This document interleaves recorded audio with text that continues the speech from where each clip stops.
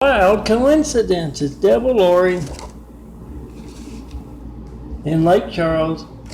Personal knife in the back. Don't answer the phone anymore. So when it text taunted to me, I didn't. I should have known something was up. And of course, that day my computer broke. Hate beauty, hate truth. The bonds, the devil bonds do. And yes, her gay husband, working in a hospital somewhere in Lake Charles, Louisiana, his car had trouble too. So did his gay brother out here with Department of Water and Power. Cheryl Bond and his Mideast wife, Moo, all had the car trouble on the same day and all had folks walk up to them about that car karma and try to call me in front of them. Do that and ask him, why are you an active part in harassing a Christian in a wheelchair and you?